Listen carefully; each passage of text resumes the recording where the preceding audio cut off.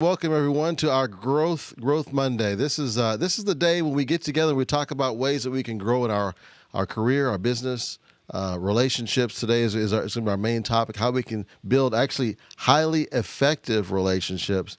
And I have a very special guest today. We've been waiting a long time to have you on the show, Dr. Michael Frisina. Welcome to the show.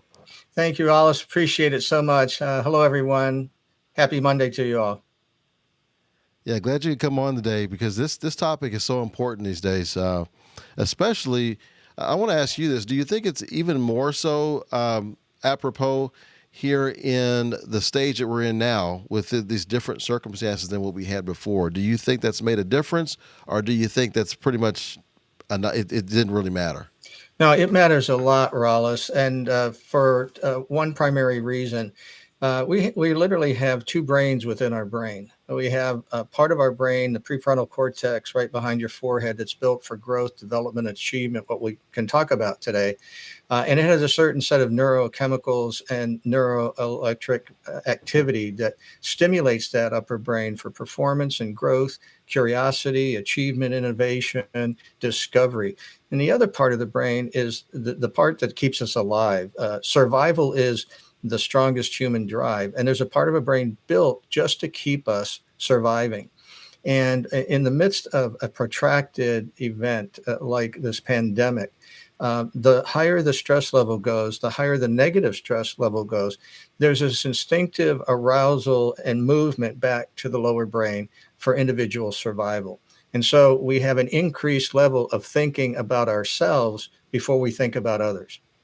In normalized relationships, when things are better, when you're in your upper brain, most human beings have a tendency to put others before self. It's a natural thing. You do acts of kindness for somebody. You go out of your way to somebody. You do many of the seven keys that I could talk about today on the building of the seven relationships. But when stress reaches a level where you feel threatened and you start to lose a sense of trust, compassion, safety, and hope in the world around you, you will regress to doing whatever you need to do to make sure you survive. And when we do that, we start behaving in ways that are very destructive to effective relationships with other people. Makes a ton of sense. I've observed some of those same behaviors.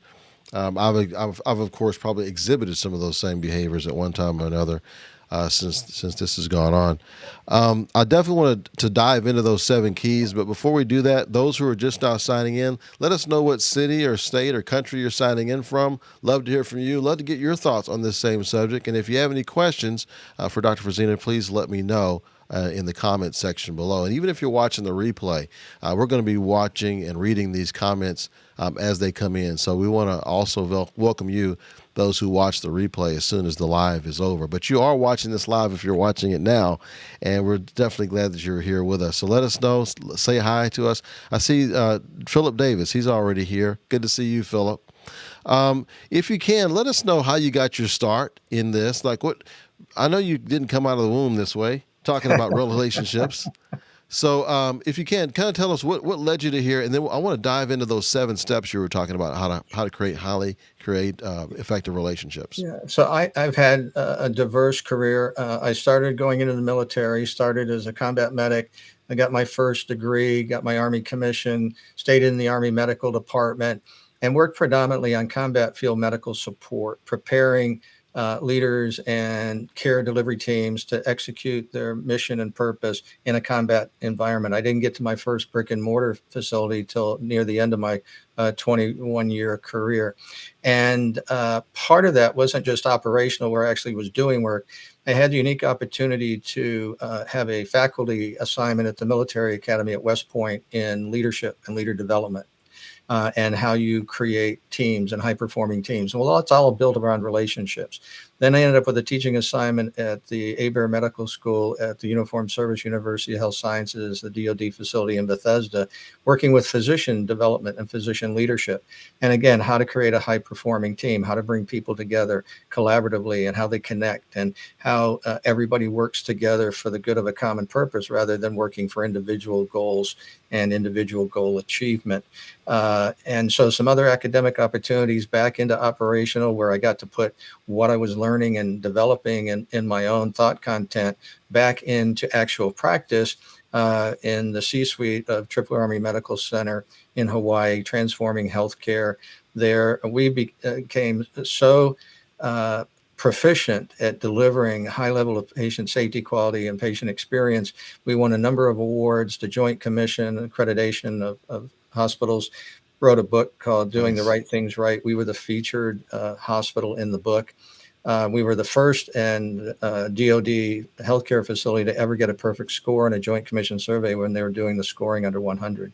And then I leave my military career. I go into civilian healthcare, again, in leadership roles and trying to bring people together, create highly effective relationships. I have this saying, and it's probably not familiar, original to me. Somebody else probably said it first, but I sort of gravitated. No one wins alone. You win and achieve through the multiple efforts of a large number of people. The leadership Absolutely. challenge is being able to bring those people together with different and varying skills and talent, intellect, other diverse and inclusive issues, and bring them together in a way that they're all willing to subordinate self for the sake of something higher than self. And this goes to my earlier point about the fact that under undue stress, chronic stress, continuing long period, protracted negative stress, you get to a point where you start forgetting about other people and you only start to focus on yourself.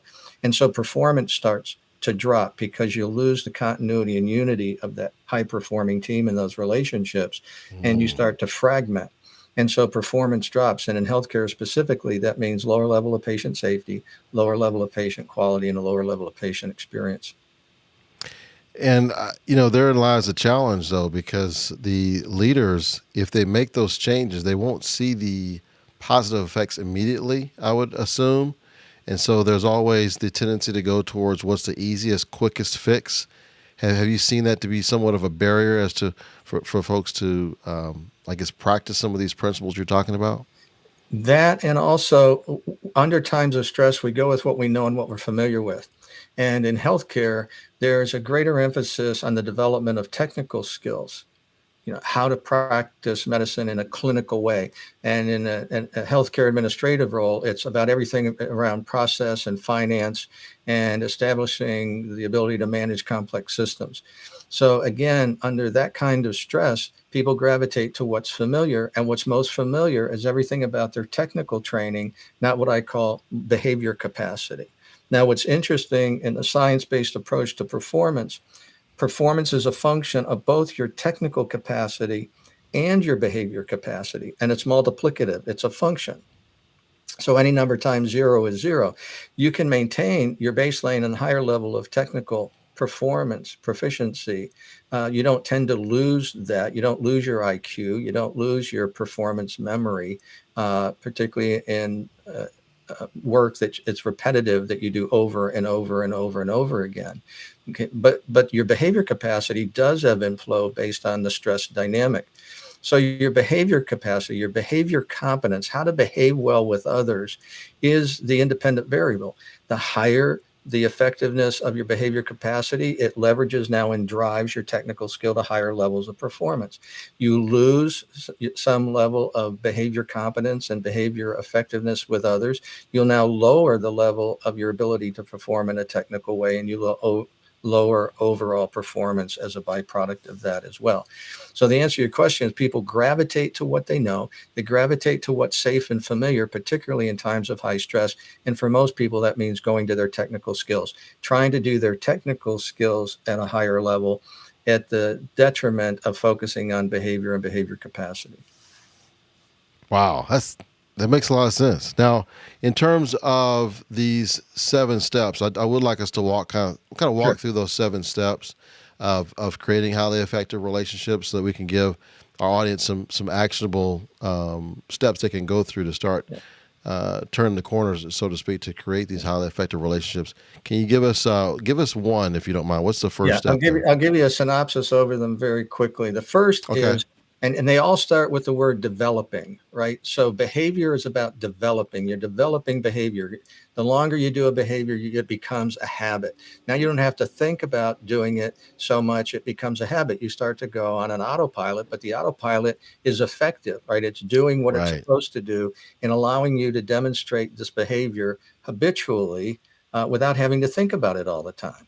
And so it just becomes a natural part of who you are as a person when you're with other people. So the first one is developing attentiveness. You have to be with people. You have to be physically with people. And this has been one of the most detrimental parts of the pandemic is the physical separation and social distancing.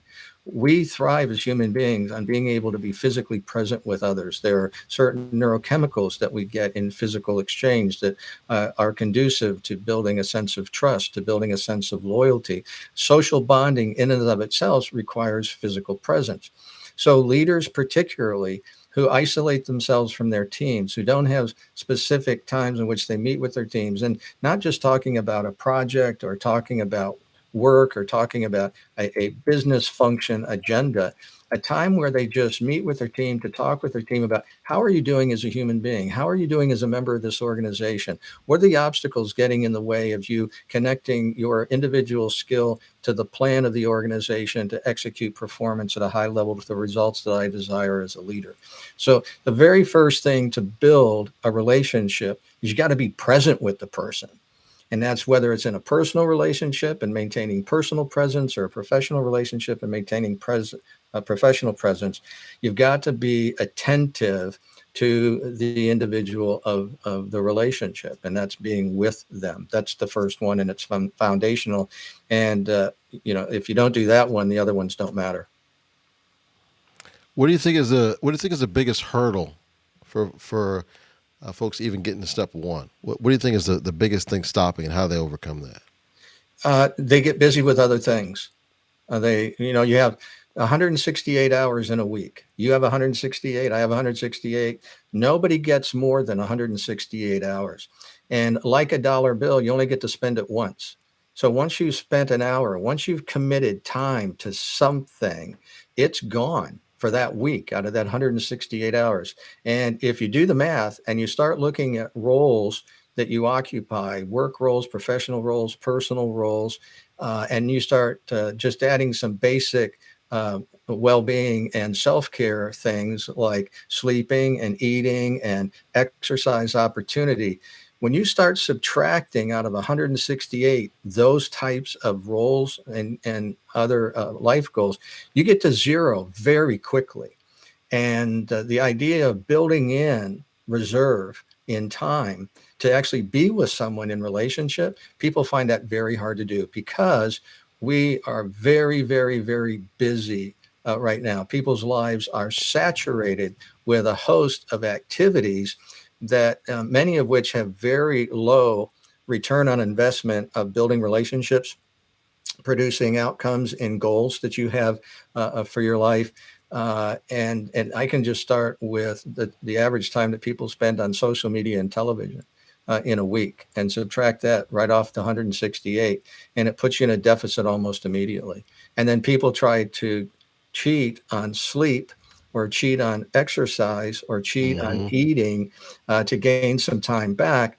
And then they start to have physical health issues because sleep deprivation is the number one cause of a multiple number of diseases, primarily, and in worst case right now, lowering immune efficiency. The effectiveness of your immune system is significantly tied directly and correlated to the amount of sleep that you get. And that's just one phase of it. So the answer to the question is you get 168 hours. You have to manage that just like you were managing real dollars.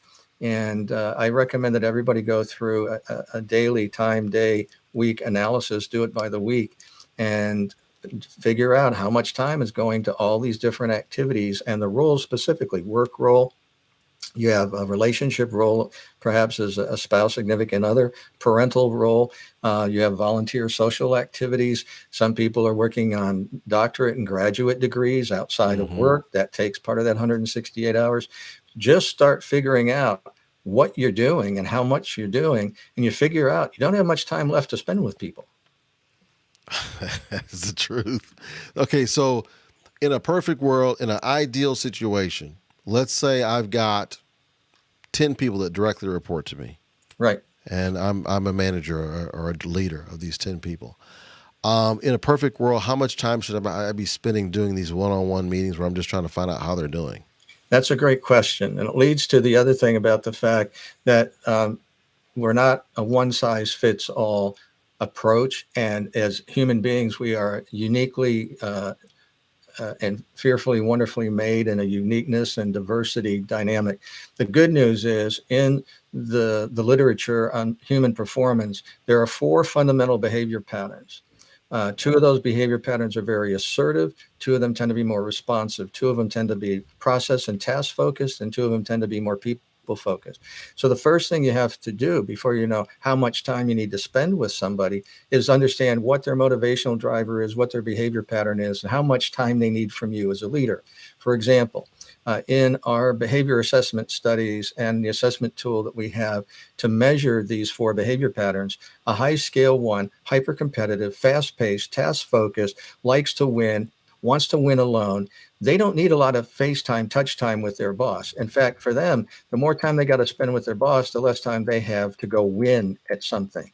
So this person on your team doesn't need a lot of time with the leader other than to clarify roles, goals, and expectations. What do you want? Send me in the direction you want. Leave me alone and let me get there and let me produce the result for you. And if I have a problem, I'll come see you. Now, that's one type of person you can have on your team. Now, conversely, take the total opposite of that person. Instead of being fast paced, assertive, task focused, independent, their inner driver, instead of winning and competitiveness, is harmony and unity. They work very well interdependently within a team. Their inner motivational driver is everybody getting along. They don't like to be surprised. They don't like surprises. They don't do well with unplanned, unexpected change. Volatility, uncertainty really messes with their upper brain, lower brain, safety, one hand versus fear on the other. This is a person who needs a great deal of time with their leader, gaining self-assurance, gaining affirmation. Their inner driver is, am I giving you what you need, boss? Am I making you look good, boss? Am I fulfilling on a value proposition that says I should be making sure that I give you what you need? And they're looking more at their leader and caring for their leader, but they need more time. So the answer to the question is, how much time do you give each person depends on the behavior pattern of that person. So some of your team members will need less, some will need a little bit more. And on average, for these high touch people, if you just give them like 5 or 10 minutes a day, each day, just to give them reassurance and confidence, you won't need to give them much more than that. If you neglect them, they're going to come looking for you. And when they do, they're the employee or team member that's typically labeled high maintenance. They hang around the boss's office looking to get a minute with the boss just to get some reassurance. And what they're trying to do is calm their fear brain so they can go back to work and produce at a high level outcome.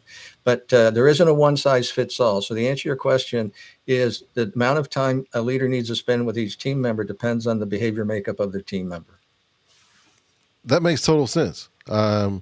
And as I'm walking through this, you said that roughly the ones who need less time, maybe 5 or 10 minutes is enough, but those who maybe need a little bit more handholding, maybe it's a little bit longer meeting. Is that right?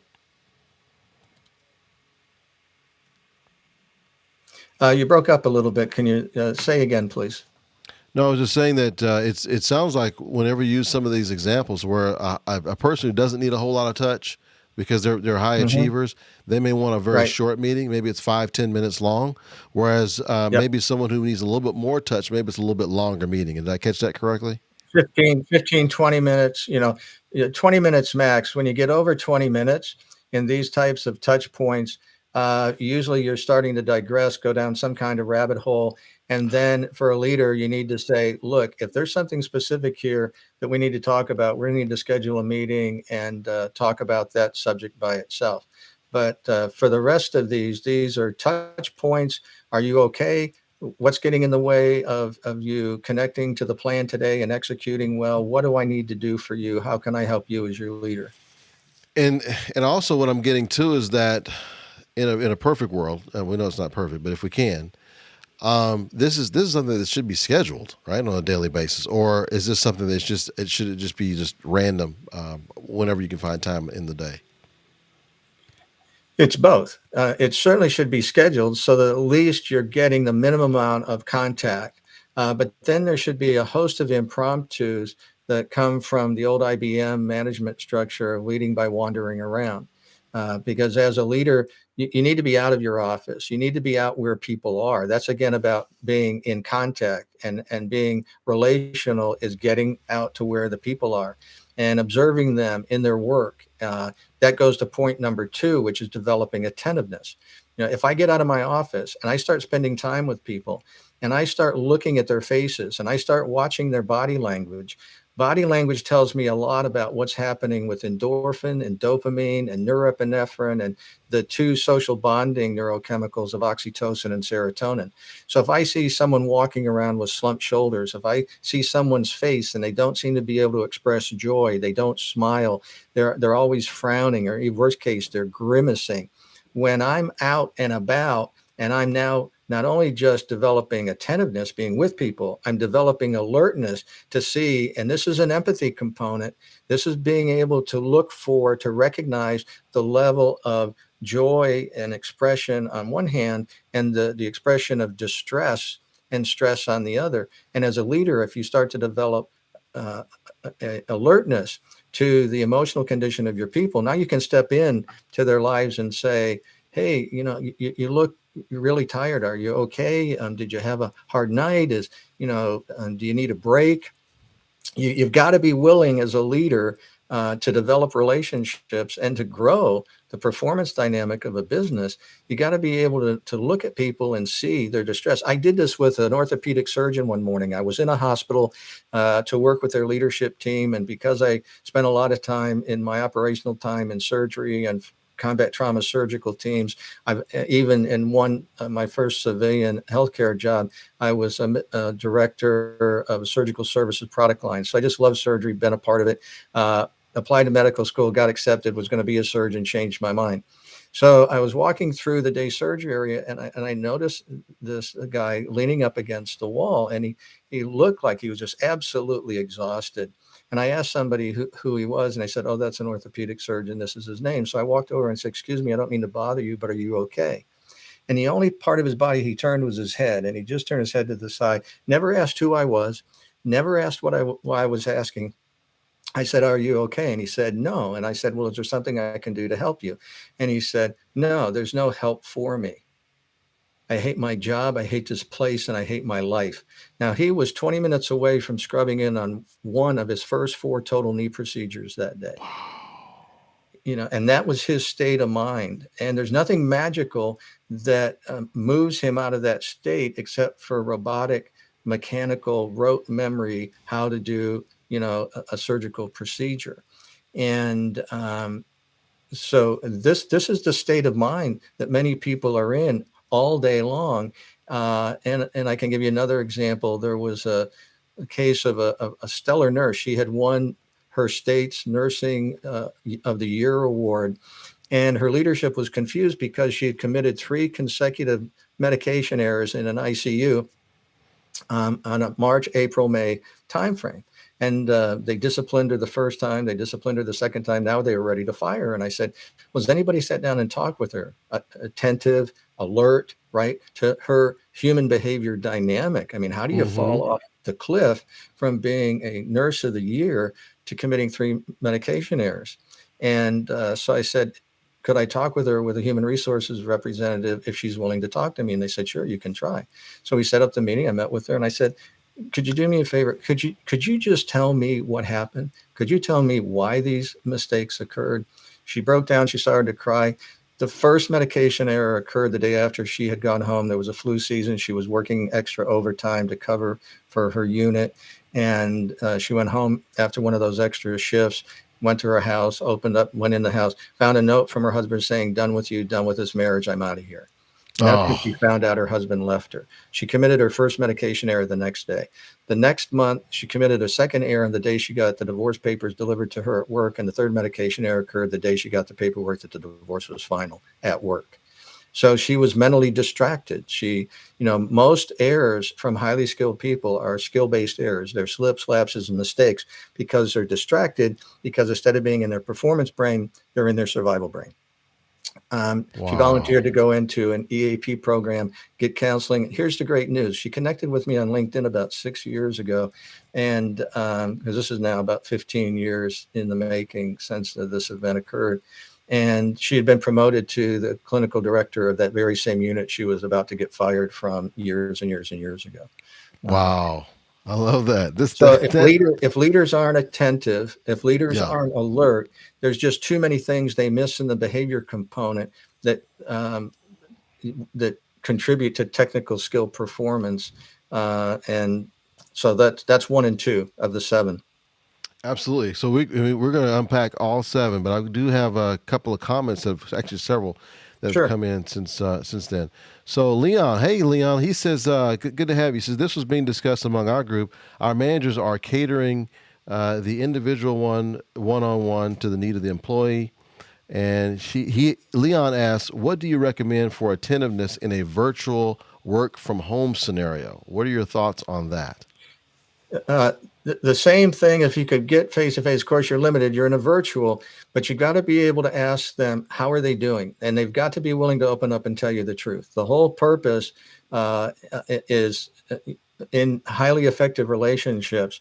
It's one or both, particularly people expressing an interest to know what's really going on in the heart of the person.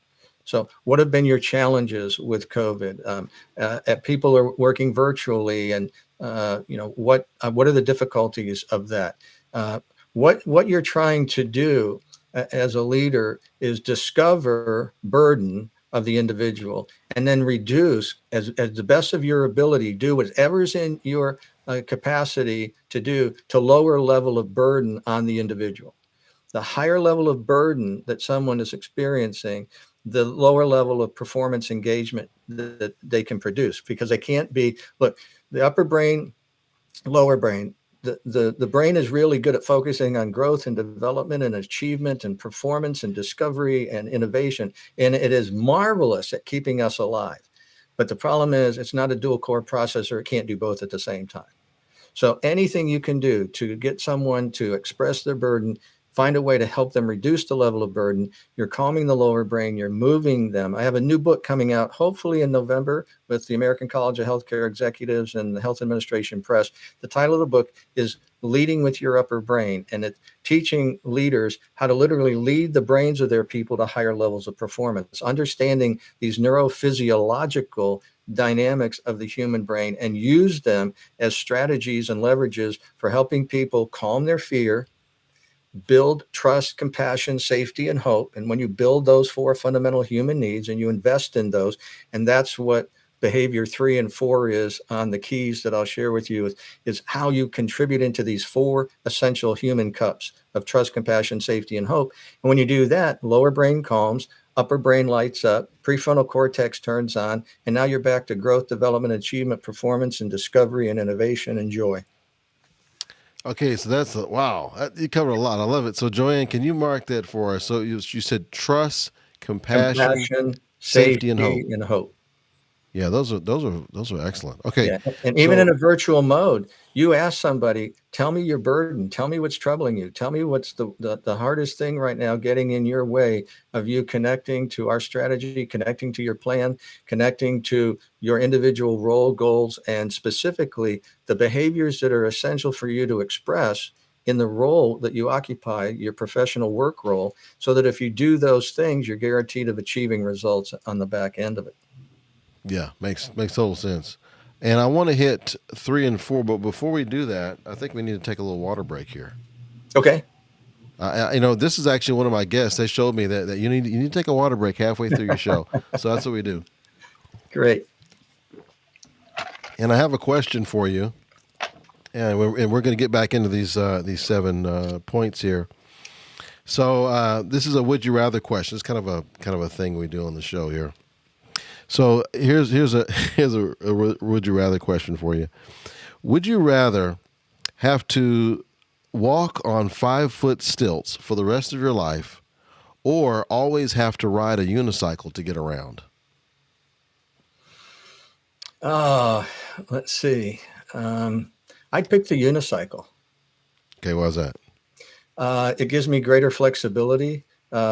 It's more agile. It can change directions more quickly. Gives me the ability to maneuver around obstacles. The stilts are too cumbersome. They're too slow. They're a burden to move on. And since both require balance, if I'm going to be successful on either one, I have to have balance. So if balance isn't a factor and I have equal amount of balance to control either one, the unicycle gives me a greater degree of flexibility, agility, and responsiveness to changing environment around me. I love that answer. You got me convinced. I'm going to go with that one too. Those are the comments. Which one would you go with? Would you go with the stilts or the unicycle? I am with Dr. Frisina on this one. I have nothing back to say to that because I agree. Lots more flexibility, and I like how you process that. So Leon says always ride a unicycle is my answer. He says it's a great workout, which is actually true. You have to have a very Yeah. good core, very good balance and stability to operate a unicycle. So that's a good one. Till Schmidt, he says, great, so important. So he loved one of your comments that you made earlier. And Joanne says, encouraging open dialogue at its finest. So she appreciated that as well. So let's get into I think we're at number 3. What's Number 3 and three. 4? Okay. 3 is expressing gratitude and appreciation. Okay. I talked with a guy today who runs his own business, and he's got a lot of younger people working for him in entry-level positions. And he discovered something on Friday that he shared with me today in our coaching call. He said, he's always been very low in his sales, and we were doing sales review, and he was within $500 of my top sales person. And I said to him, I said, do you realize that you, for the month so far, and we got, a few days to go, but as we're closing out the month, you're within $500 of the top salesperson for the month. That's remarkable. That's unbelievable. Well done. And this younger guy just almost started to cry. And expressed that was the first time that anybody had ever told him and expressed any kind of affirmation to him of being good at something.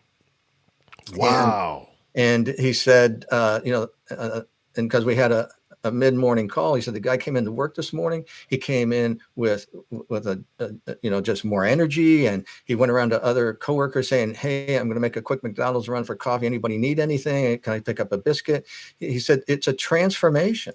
And so I went to the guy and said, "Hey, did you have a really good weekend?" He said, "Yeah." And he said, "Well, you just come in with more energy this morning and everything." He said, "What attributed to that?" He said, "You told me I was worth something. You told me that I had value. You told me I did something well." Wow.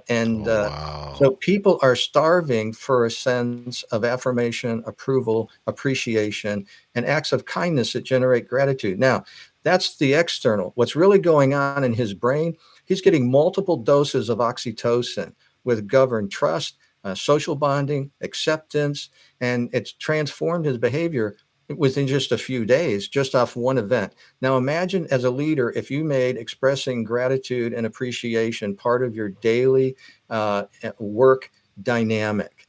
And it isn't something physical. It doesn't, all 4 behavior patterns are affected by good job, well done, thank you for what you're doing. That's number 3. Now, the flip of that same coin, 2 sides of the same coin, is number 4, and that's developing thoughtfulness. If you're going to move somebody into their upper brain and just light up their upper brain like the 4th of July as a leader, your team's waiting for you in a meeting room and your presence as a leader, you come into the room. What does your physical presence do to their brain? Does it light up their upper brain like the 4th of July, or does it blow up their lower brain? Just your mere presence can do this because of how people have formed judgments about you as a leader based on your behavior. Joanne, you might want to capture this and put it in the text. It's my foundational thought, content, premise that drives everything that I've done in this field over the last 11 years. Individual leader behavior is the single most important predictor to how a team and individuals perform.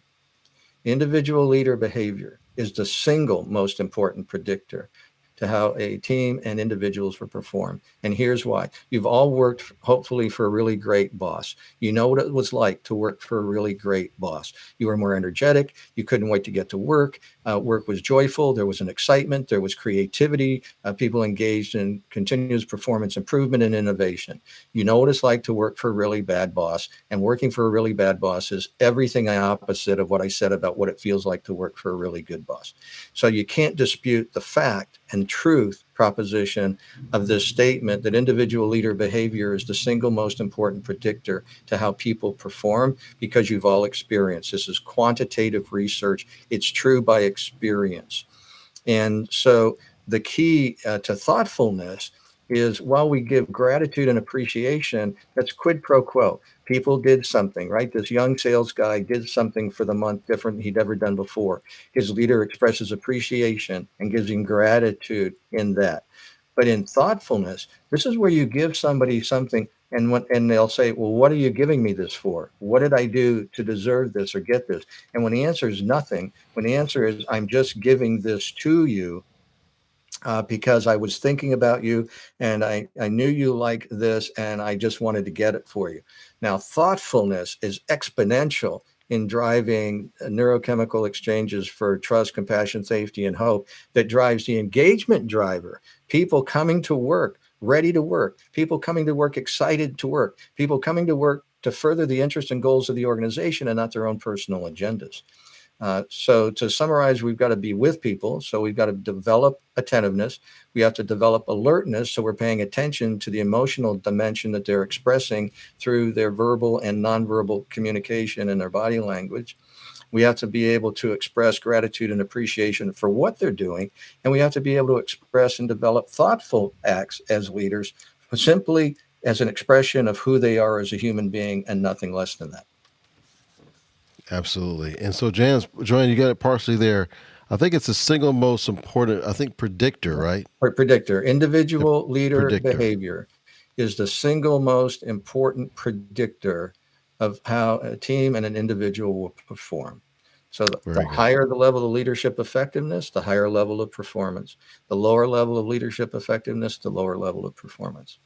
Excellent. Thank you so much for that. That was great. Okay, so we've still got five. Number 5, 6, five. and 7. So number Okay. 5 is, and this is going to be the hardest one for most of you to consider doing. It's developing a learner spirit. I work with folks who, and I don't do 360s in the traditional mode. My 360s are interviewing stakeholders directly rather than having them fill out a paper form. But when leaders get 360s and they automatically look at something that's the lowest area of the competencies, uh, look, it's almost impossible to help somebody change and get more effective as a leader when they don't think they have any problems. It is impossible to help a leader get more effective when they believe everybody else is the problem. Ah, that And and it's that. Can you say very that one more hard. time? Can you just say Sure, that one more time, sure. please? It's very hard to help a leader become more effective. It's not impossible. It's just very, very hard to help them when they don't see that they have a problem. It's Yeah. impossible to help a leader change and get more effective when they believe everybody else is the problem.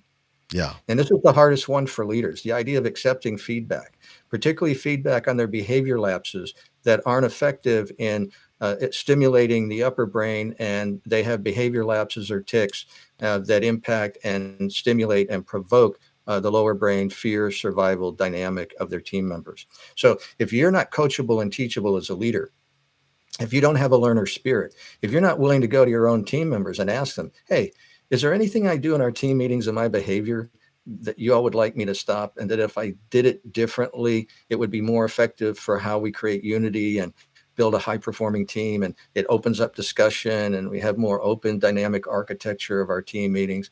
I did this with my teams, and the consistent response I would get from team members when I asked them, "What's the most disruptive behavior I bring to the team meetings?" It was, "You're just so fast. You want to do everything in a hurry. You think quickly, you grasp concepts quickly, you grasp a strategy to execute and solve a problem or create something new quickly. And you're already halfway down the road doing something, and we haven't even left the meeting room yet." You know, and so I was I've gotten that constantly too. getting guidance.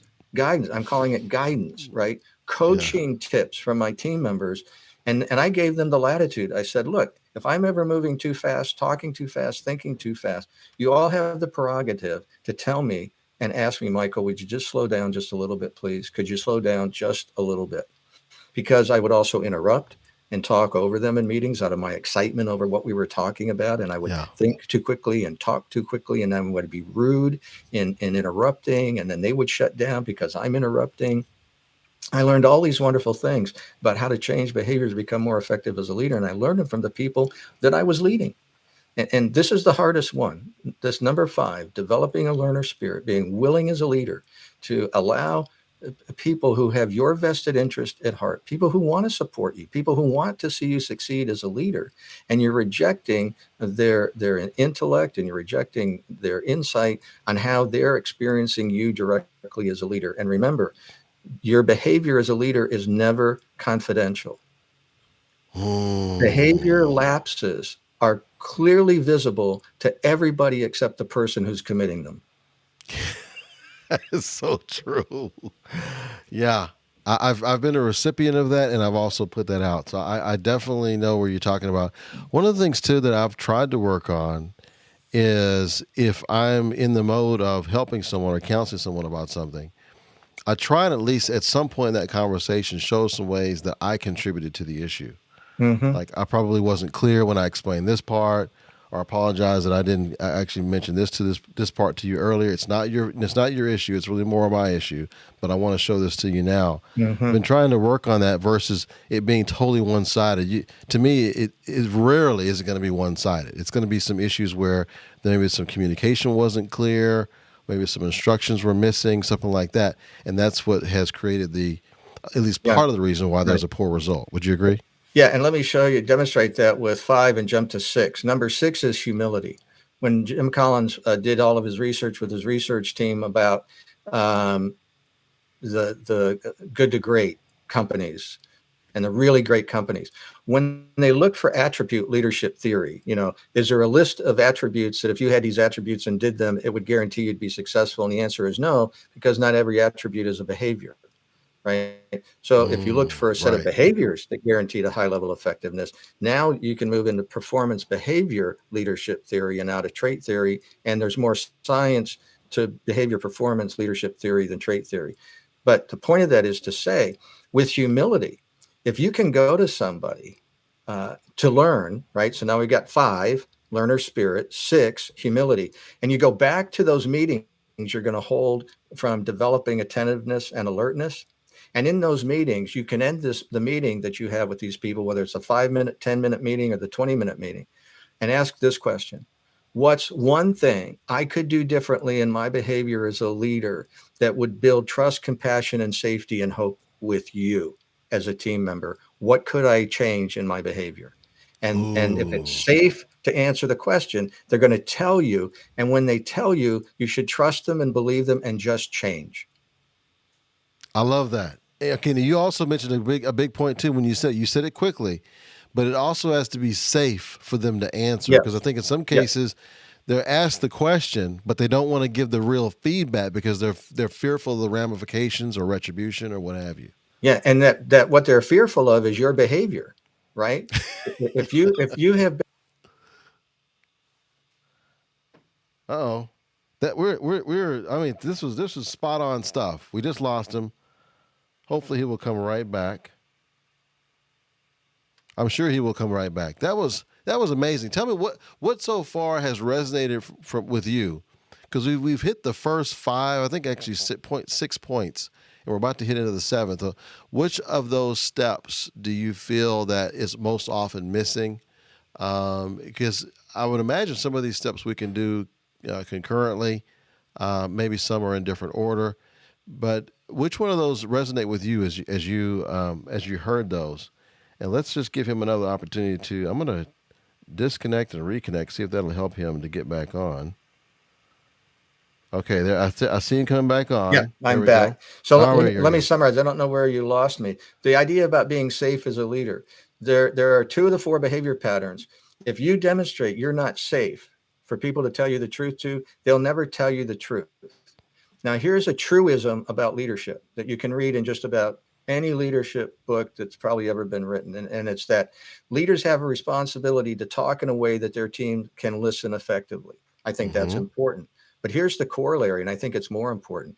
A leader needs to listen and behave in such a way that team members will talk to you as the leader. When your team members stop talking to you as a leader, you're in jeopardy of significant leadership failure.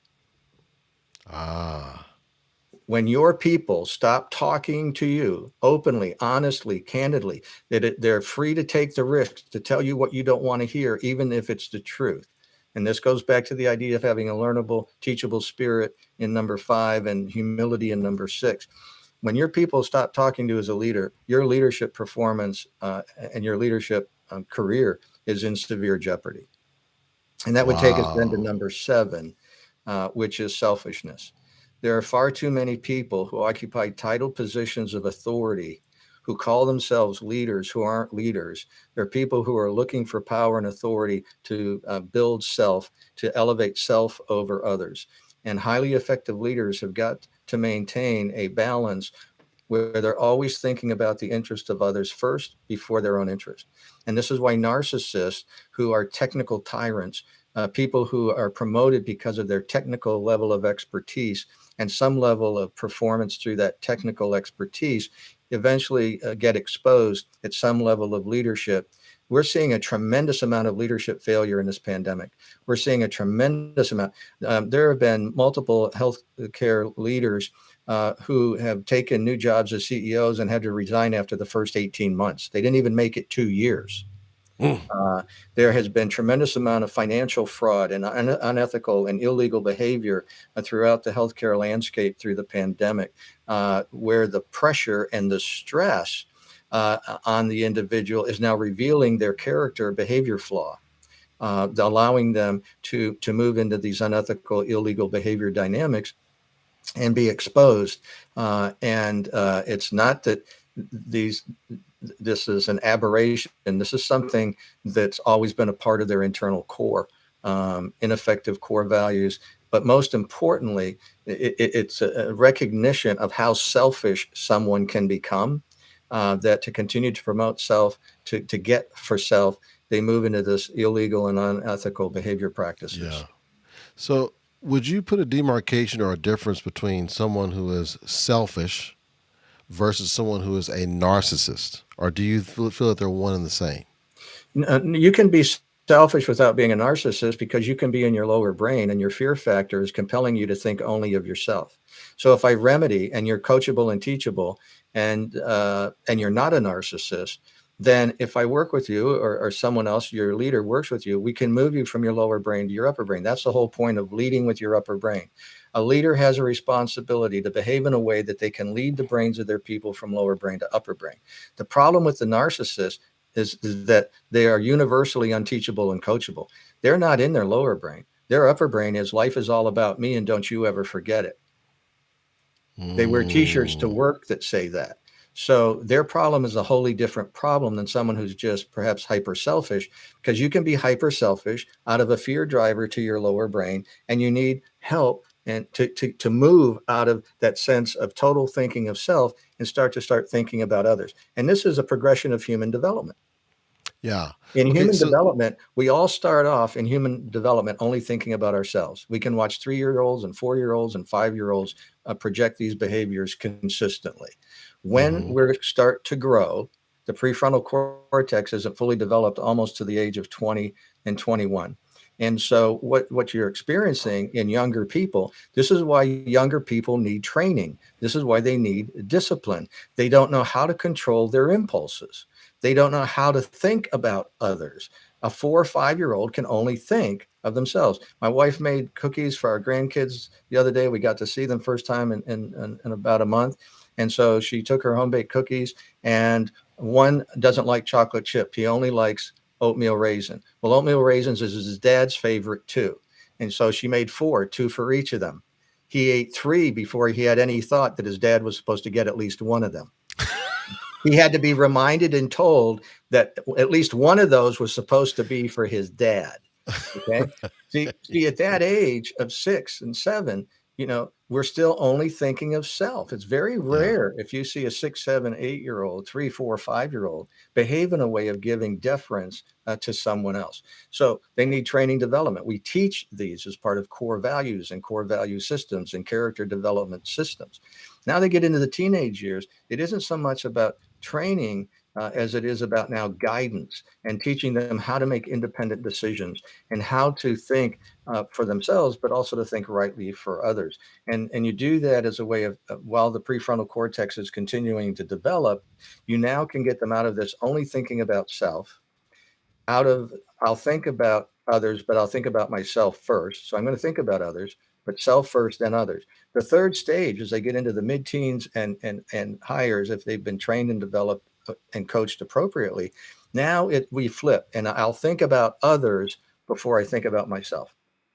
And then after 2021, prefrontal cortex fully developed, they understand consequences. They understand that life's about choices.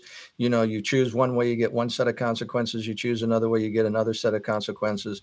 Okay. Now they can start to be independent, and now they need mentoring and coaching into their early adult and mid-adult life. With the concept that you can actually reach a state where you only think about others and you don't think about yourself at all. That's the highest level of leader effectiveness. This concept of servant leader is a leader who completely gives themselves away for the sake of others. Now, here's the beauty of that. When you do that, everything you legitimately need ensues back to you, because if you're that kind of leader, you're building relationships with people on two primary reciprocal behavior dynamics: love and loyalty. The Hmm. highest level of servant leader creates in others a mindset: I love that person, and I'm going to be loyal to that person, and I'm going to give to that person, and I'm going to care for that person, and I'm going to make sure that person's successful. The Makes opposite sense. goes the opposite direction. The lower level of effectiveness of a leader in relationships, the more they put self before others, the lower the level of the love loyalty dynamic. And now you have team members who will intentionally sabotage their leader. They'll sabotage their work. I've seen this happen. The worst case of this in healthcare was publicized by the National Association of Healthcare Quality with Duke out of Raleigh, North Carolina, probably about 10 years ago. There was a surgeon, orthopedic surgeon. Nobody wanted to work his cases. He was truly a narcissist, truly egomaniacal. It treated people abominably. The staff complained to the administration of the organization continually: "You've got to do something. You got to do something. We can't work under these conditions. It's too toxic," and continued to get rebuffed. And one day, on one case, the surgeon mismarked the knee. He was supposed to mark and operate on the right knee of the patient, and he marked the left knee, and no one corrected it. And the entire surgical team, including the anesthesiologist physician, allowed this surgeon to operate on the wrong side of a patient and harm a patient nearly irreparably, simply as a form of revenge. Now, of course, everybody wants to blame the staff. Everybody wants to say, how dare they do that? Their unprofessionalism. Well, I'm telling you, you put people under enough burden and enough duress and stress to their individual survival. That's not an initiating behavior. None of these people on their worst day individually would ever thought of wanting to harm a patient. But collectively, under that kind of a toxic environment, their lower brain takes over. And now it's all about getting revenge and retribution and justice. And when they were all interviewed on the root cause analysis about why could you let this happen, the responses were so he could finally get what he deserved. And that's the absolute worst case of it going the opposite direction that I could Yeah. possibly demonstrate: the absence of these seven keys. And and I like to call these seven keys, keys to a highly developed relationship, lasting relationships.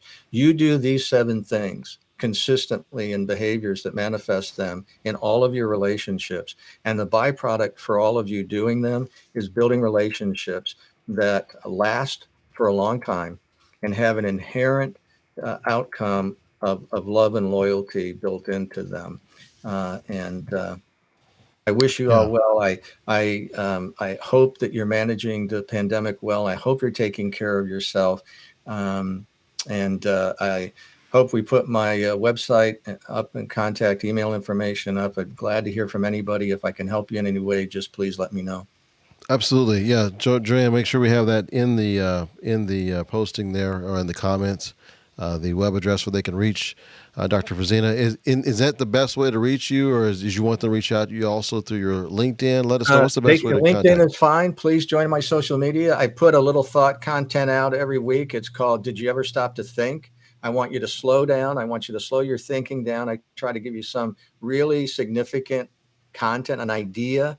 All of it is related to leadership things. Sometimes I'll take one of these 7 things and just scope it out in less than a 30-second read with the idea that did you ever stop to think? And I always end them with the idea that's worth thinking about today, because I want it to stay with you. I want it to take you take it with you and think about it and ponder it in your mind and your heart and your soul as something that could be beneficial to helping you improve the overall quality of your life.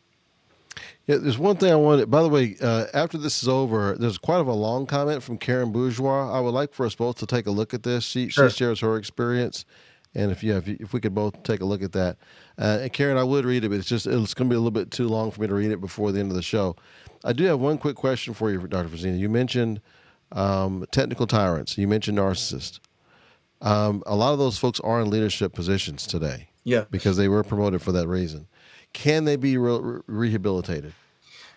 Yes, if they fall in the first category, if they're willing to at least give some sense of thought to the idea that everything that's going wrong in their life, personally or professionally, they have to own their part of the problem. They have to be willing to see. It's almost impossible to help somebody change who doesn't think they have a problem. The first thing we have to do, and they get addicts to do this, and Al-Anon and other recovery programs. Admit what you're doing in your behavior. Own it.